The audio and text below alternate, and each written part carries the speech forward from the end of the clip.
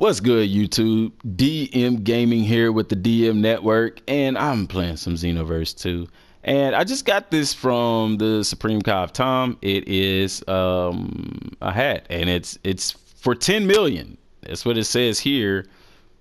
And if we go and look at the equipment, it's blockbuster glasses. The description reads an accessory commemorating the Xenoverse series reaching 10 million copies sold. Not just Xenoverse 2, y'all. This is a combination of the series, and this is why we know they are going to do another Xenoverse. And that's what I want to talk about today, was that because I feel like they should do some more. What are we looking for in Xenoverse 3? What can they improve upon? What I would like is for them to kind of steer away from the whole multiplayer thing and go more towards a single player element of the game, because I don't play online. There's so many issues online. It's just easier to not play online. Plus, I enjoy playing the game by myself, just, enjoying the game, not playing with anybody. I love to play by myself, have my own adventures and things like that. So,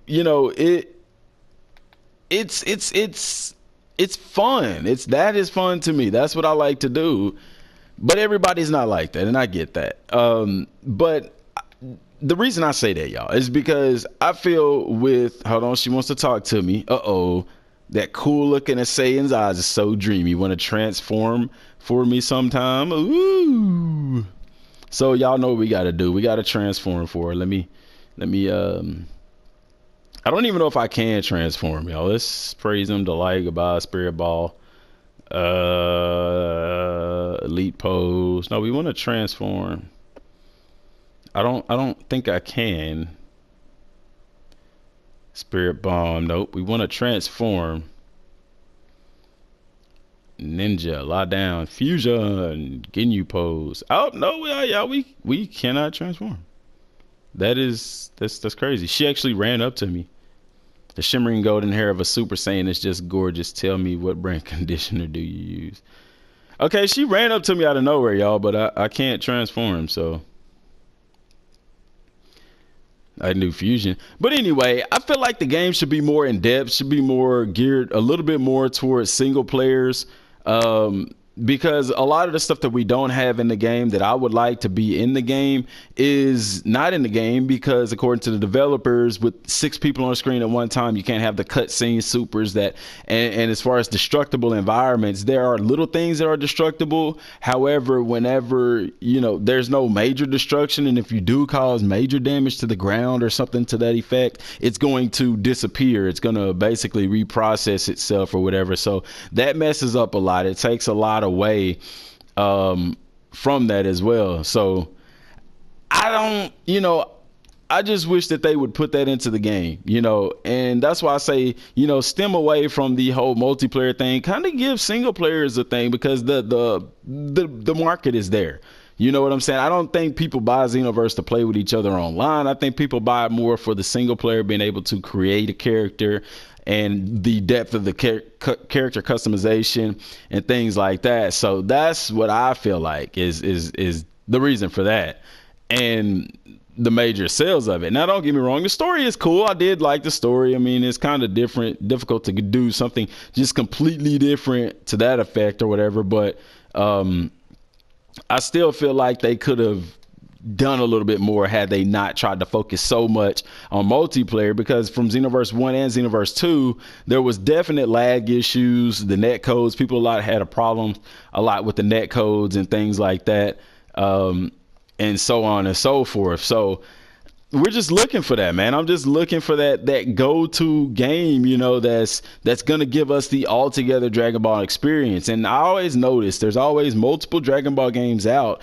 but they all, they have something to offer, and it's like, gosh, if they could just put those games together, it would be complete. And what games? Well, you look at Dragon Ball FighterZ, they have the destructible environments in a sense. They have the awesome cutscenes for the ultimates and stuff like that. something that I wish we had in this game, but we don't. Now, one thing is here, they have done little things. Like you see here, I'm playing with Super Saiyan Blue Gogeta, and his, the rocks are flying up. Now, if I do on my created character and I go Super Saiyan Blue, those rocks don't fly up. You see what I'm saying? Now, if I charge my key, which I don't have that on here, then the rocks will fly up as well. They'll fall on the ground and stuff like that. But I think this is really cool. But what I want to see, if I'm charging my key, if I'm a powerful character, especially like somebody Super Saiyan Blue, I want to see a different charge mechanic. I want to see cracks in the ground, things like that, flexing my muscles, the power level. This game doesn't have that. There is nothing to insinuate a power level. Everything is just based off of it's all based off of just your skill, which I get that is necessary, because when you look at the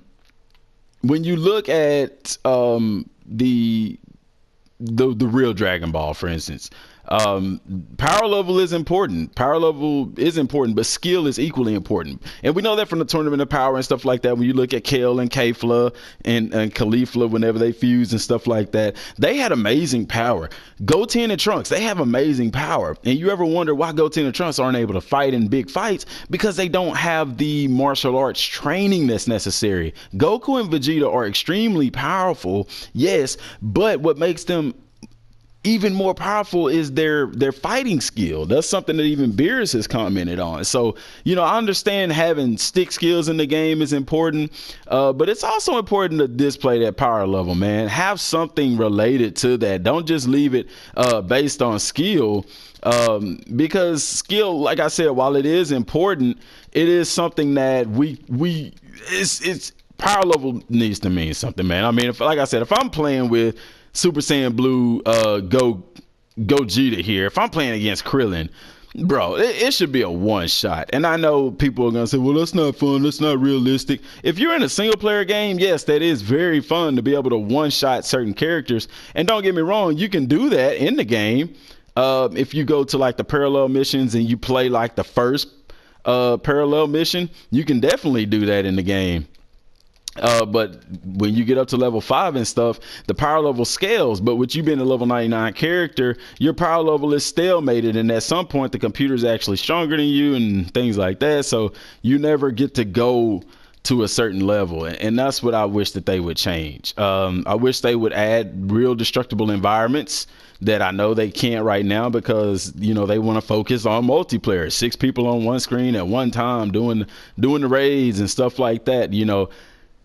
I'm gonna do that in another video, because that's something that I wanted to address with gaming, period. Because you see that even in games like Madden and stuff like that, they focus so much on the multiplayer aspect that they forget about the single player people. The people that got the games to where they are right now. Dragon Ball games used to be all single player games and stuff like that. Madden, same thing. Other video games like that, you miss out on a lot of things whenever you take away the single player aspect of the game. It just goes without saying, and they can be successful. A lot of people think, man, you can't be successful with a single player game. Yes, you can. If you look at the God of War, you look at Spider-Man, you look at Horizon Zero Dawn, those are 3 of the top games. They're going to be top 3 in the decade, definitely.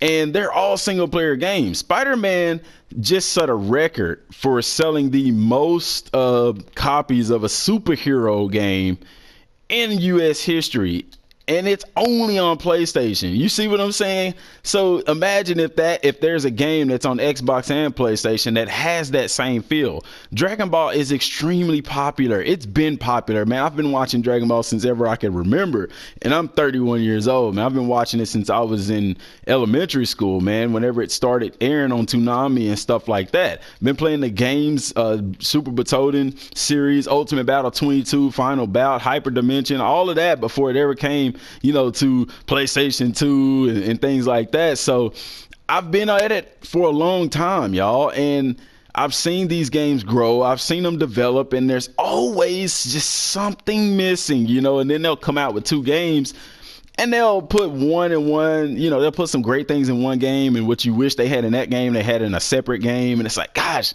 we just need to put it together. You know what I'm saying?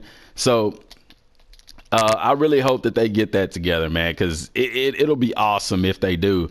But now Dragon Ball is becoming so popular in the West that people are now starting to jump on board, to the extent that we've got a third movie coming out here in a couple of weeks, actually. The Dragon Ball Super movie. It's going to be really cool. We can't wait to see that. And it's going to be really interesting because you got to know, with this popularity, they even had a Super Saiyan Blue Goku in the Macy's Thanksgiving Day Parade, y'all. There has to be more developers on board to make these games, man. Somebody has to give Bandai, you know, a little run for their money. They're the gods of the anime gaming scene right now. But, you know, surely, and Bandai, they're a publisher. So, you know, if there's two different development teams that are trying to put out Dragon Ball games, and they go to Bandai for publishing, Bandai's gonna be like, look, man, yeah, man, that's good. Let's do that. You know, they don't care if it's two of them out there, because if you recall, Dragon Ball Budokai Tenkaichi and Dragon Ball Budokai series, both of those games were out around the same time. They were competitors to each other. You know, we need that back, man. So you're a developer, man, come on with it. Come on, man, bring us some more of this Dragon Ball goodness, man, because I don't think the community is going to complain. And with 10 million sold, man, that is astonishing. You know, now when will the next one come out? I'm not sure.